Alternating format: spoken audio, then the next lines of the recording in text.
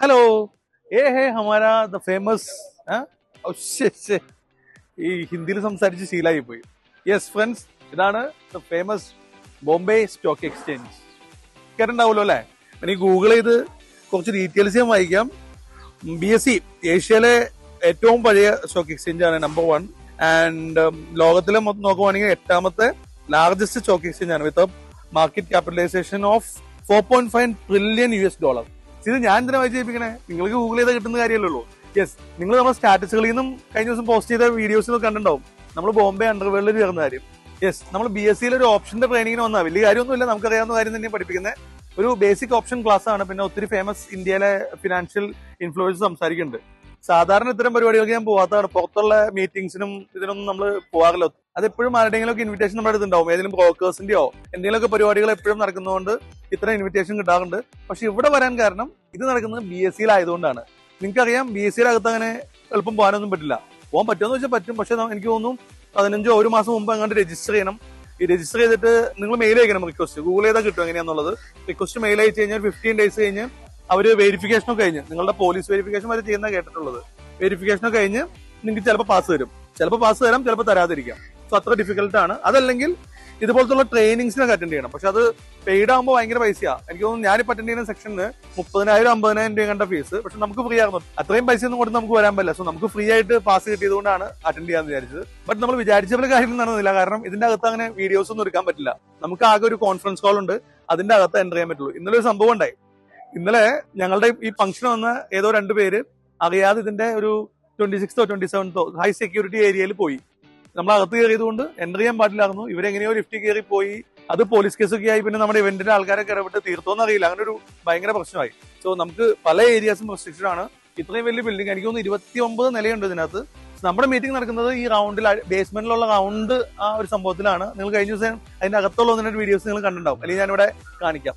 അതിന്റെ മുകളിലേക്കുള്ളത് മൊത്തം 29 നിലയുണ്ട്. അതിനുള്ളിലാണ് NSEയുടെ പ്രവർത്തനങ്ങളൊക്കെ നടക്കുക. പക്ഷെ അവിടേക്കൊന്നും ശരിക്കും ഒരാൾക്കും പോകാൻ പറ്റില്ല. നിങ്ങൾക്ക് അറിയായിരിക്കും. അത് ഞാൻ ജസ്റ്റ് ഗൂഗിൾ ചെയ്ത് നോക്കിയപ്പം അറ്റാക്കിന്റെ ബഹളമായിരുന്നു. 93 ഫസ്റ്റ് അറ്റാക്ക്. അവർ ഏതോ കാറിൽ ബോംബ് കൊണ്ടുവന്ന് അതിന്റെ അടി പൊട്ടിച്ചു. പിന്നെ 22 ഒരു 10ഓളം അറ്റാക്സ് ഓൾറെഡി കഴിഞ്ഞു. നിങ്ങൾക്കറിയാം, BSE എന്ന് പറഞ്ഞാൽ നമ്മുടെ സാമ്പത്തിക അടിത്തറ കൂടിയാണ്. അപ്പൊ അതിനെ ഇമ്പാക്ട് ഉണ്ടാക്കുക എന്നുള്ളത് ഒരു നാഷണൽ ത്രെറ്റ് തന്നെ ആയതുകൊണ്ട് ഹൈ സെക്യൂരിറ്റി ഏരിയ ആണ്, ഹെവി സെക്യൂരിറ്റി. ലൈക്ക് നമ്മൾ റിസർവ് ബാങ്കിലും അവിടെയൊക്കെ കാണുന്ന രീതിയിലുള്ള സെക്യൂരിറ്റി ആണ് ഇവിടെ ഉള്ളത്. സോ നിങ്ങൾക്ക് പുറത്തെ കുറച്ച് കാഴ്ചകളും അകത്ത് നിങ്ങൾക്ക് ഷൂട്ട് ചെയ്യാൻ പറ്റുന്ന കുറച്ച് കാഴ്ചകളും കാണിച്ചു തരാം.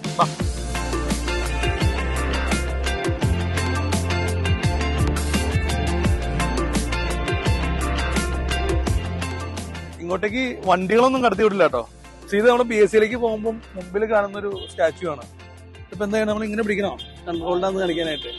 യെസ്, ഇതാണ് മെയിൻ എൻട്രൻസ്. ഞാൻ നേരത്തെ പറഞ്ഞ പോലെ സംഭവം ക്ലോസ്ഡ് ആണ്. സെക്യൂരിറ്റി ഉള്ളതുകൊണ്ട് ഈ എൻട്രൻസ് കൂടി ഒന്നും പോകാൻ പറ്റില്ല. നമ്മുടെ ഇതിൽ കാണുന്ന ബുള്ള് നോക്കി, നമ്മള് സ്റ്റോക്ക് എക്സ്ചേഞ്ച് എന്ന് പറയുമ്പോൾ തന്നെ കാണുന്ന പടമാണത്. ഗൂഗിളൊക്കെ ചെയ്യുമ്പോൾ നിങ്ങൾക്ക് കണ്ടിട്ടുണ്ടാവും. ഇന്ത്യൻ സ്റ്റോക്ക് എക്സ്ചേഞ്ച്, NSEയോ BSEയോ എന്ത് സെർച്ച് ചെയ്താലും ഈ സാധനമാണ് കാണുന്നത്. പക്ഷെ ഇത് ഇവിടെ അല്ലായിരുന്നു എന്ന് തോന്നുന്നു അല്ലെ? വേറെ എവിടെയോ തോന്നുന്നു, ഇങ്ങോട്ട് മാറ്റി റീലൊക്കേറ്റ് ചെയ്താൽ തോന്നുന്നു. Anyway, let's see. അവിടെ മെയിൻ ആയിട്ട് എത്തിയല്ലോ. ഇത് കണ്ടോ, ദലാൽ സ്ട്രീറ്റ്. ഇതൊരു ഫേമസ് സംഭവമാണ്. ശരിക്കും എന്റെ ഓഫീസിന്റെ മുമ്പിൽ ഇതേപോലെ ഞാൻ ദലാൽ സ്ട്രീറ്റിൽ നിന്ന് തൂക്കാൻ പോയതാ. പിന്നെ ഡ്യൂപ്ലിക്കേഷൻ ഉണ്ടാക്കണ്ടെന്ന് വിചാരിച്ചു. സോ ഇതാണ് നമ്മുടെ ഫേമസ് ദലാൽ സ്ട്രീറ്റ്. US നിങ്ങൾ കേട്ടല്ലോ, വാൾ സ്ട്രീറ്റ് എന്ന് പറഞ്ഞ പോലെ നമ്മുടെ ഇന്ത്യക്കാരുടെ ഒരു പ്രതീകമാണ് ദലാൽ സ്ട്രീറ്റ്.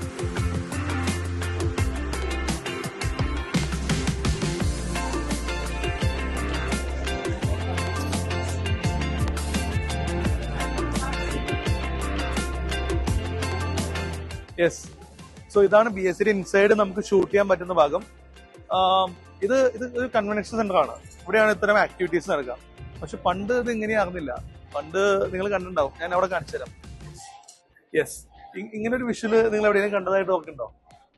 ഇത് നമ്മുടെ സ്കാം, ഹർഷിത് മേത്തയുടെ ഫിലിം ഉണ്ടല്ലോ, സ്കാമിലൊക്കെ നിങ്ങൾ കണ്ടിട്ടുണ്ടാവും. ഇതുപോലത്തെ ഇപ്പൊ നമ്മൾ ബ്രോക്കറിലെടുത്ത് ഒരു ഓർഡർ പ്ലേസ് ചെയ്യുന്ന പോലെ അല്ല പണ്ട് ഷെയർ വിൽക്കലും വാങ്ങലൊക്കെ നടന്നത്. ഇതുപോലെ ആൾക്കാർ കൂടി നിന്ന് അങ്ങനെ ഒരു മാനുവൽ ബൈയിങ് നടന്ന ഒരു ഏരിയ ആണ് ഇത് പണ്ട്.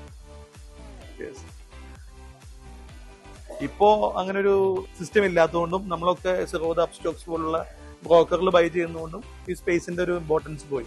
സോ നൗ ഈ സ്പേസ് ഇവർ ഉപയോഗിക്കുന്നത് ഇത്തരം കോൺക്ലേവ്സ് അല്ലെങ്കിൽ ഇതുപോലത്തെ ക്ലാസ്സസ് ഒക്കെ വയ്ക്കുമ്പോൾ. സോ ഇതാണ് BSEയുടെ കൺവെൻഷൻ സെന്റർ. നമുക്ക് ഈ സ്പേസ് മാത്രമേ പോകാൻ പറ്റുള്ളൂ. ഞാൻ ഇന്നലെ പറഞ്ഞില്ലേ, ഇന്നലെ ഏതോ 2 മണ്ടന്മാര് 626 നിലയിലൊക്കെ പോയി കേസൊക്കെ ആയി.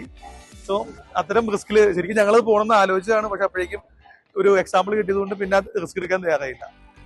ബാക്കിയുള്ള നിലകളിലൊക്കെ നിങ്ങൾക്ക് അറിയാം, സെക്യൂരിറ്റി, പിന്നെ ഡെയിലി ട്രാൻസാക്ഷൻസ് എക്സിക്യൂട്ട് ചെയ്യുന്നത്. നമ്മളൊക്കെ കൊടുക്കുന്ന ഓർഡർ ലക്ഷക്കണക്കിന് ഓർഡറുകൾ അറ്റ് എ ടൈം എക്സിക്യൂഷൻ ഒക്കെ. അപ്പൊ ഒരു ചെറിയ നമ്മുടെ വീട്ടിലൊക്കെ വരുന്ന പോലെ നെറ്റ്വർക്ക് പോയി എനിക്ക് ലോസ് തോന്നുന്നു എന്നൊക്കെ പറയുന്ന പോലെയൊക്കെ പറഞ്ഞു കഴിഞ്ഞാൽ ആൾക്കാർ ഒച്ചപ്പാണ്ടാക്കും. സോ ഇവിടെ അത്ര സെക്യൂരിറ്റിയിലും സേഫ്റ്റിയിലാണ് നിൽക്കുന്നത്.